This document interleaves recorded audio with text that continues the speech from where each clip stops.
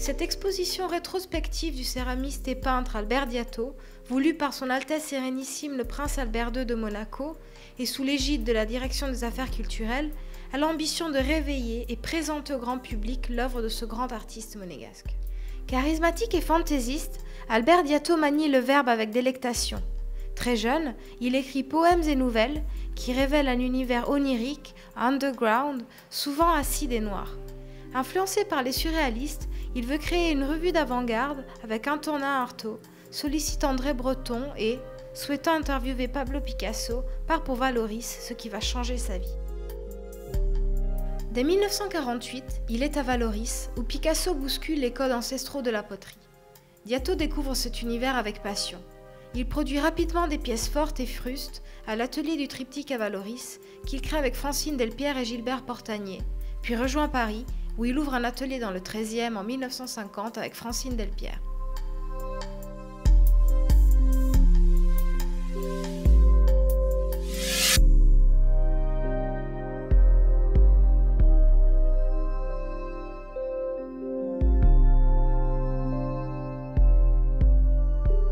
Dès ses débuts, Albert Diato s'appuie sur son dessin pour donner forme à ses céramiques.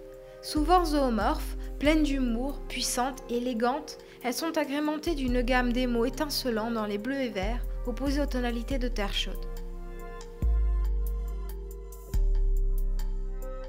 Peu à peu, l'expression picturale gagne en importance et évolue indépendamment. Tout d'abord, apparaissent quelques gouaches marquées par l'influence poétique de Paul Klee. Puis, dans une stylisation élégante, Diato s'approprie la technique de l'huile et monte en puissance. Vers 1957, il simplifie l'œuvre et tend vers une abstraction claire et équilibrée aux larges aplats de couleurs vives. Il utilise la superposition des couleurs en jouant sur leur transparence, des touches légères afin de donner du rythme à l'ensemble et manie avec plaisir le vide qui introduit une tension dans la composition. Ami de la famille, René Novella présente Albert au prince Pierre et celui-ci, appréciant son travail, lui commande un décor pour la bibliothèque Caroline, inaugurée début 1960, ainsi qu'un grand panneau mural pour le siège de l'UNESCO à Paris. Un troisième panneau en céramique est commandé par Wolfgang Verschtrover, collectionneur attitré de Diato pour son usine de Francfort en Allemagne. Il passe 3 ans en Afghanistan en tant qu'expert, à la demande du roi Zahir Shah, francophile convaincu, afin de relancer la production des potiers d'Istalif. Diato crée pour l'ambassade de France à Kaboul un panneau en céramique représentant un coq gaulois et un énorme soleil sur fond bleu turquoise, et 2 pour la villa du roi Shah à Naglou.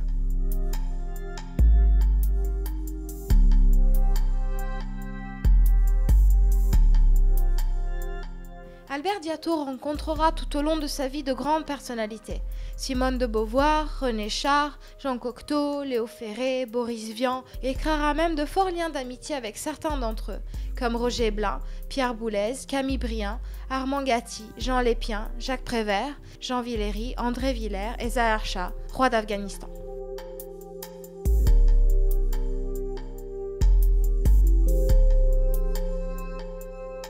Vers la fin de 1960, Diato se consacre entièrement à la peinture.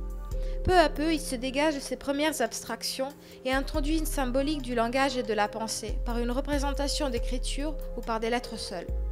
La deuxième voie qu'il explore à ce moment-là est le travail au chalumeau sur bois, qu'il affectionne sans doute pour son côté fort et violent, à la limite de la destruction, et qu'il peut opposer à l'huile, plus douce et plus sensuelle.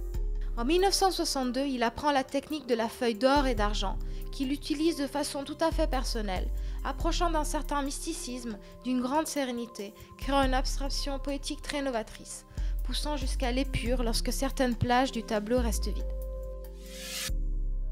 En 1971, il relance sa production céramique. Influencé par son séjour aux côtés des potiers d'Istalif, Albert Diato produit des pièces aux structures différentes, reposant sur de longs pieds ajourés.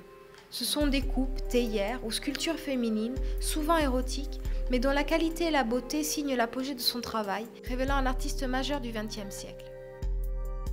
En 1984, il revient s'installer à Monaco, relance son activité et couche sur le papier les derniers projets architecturaux qui lui sont commandés grâce au prince Régnier III.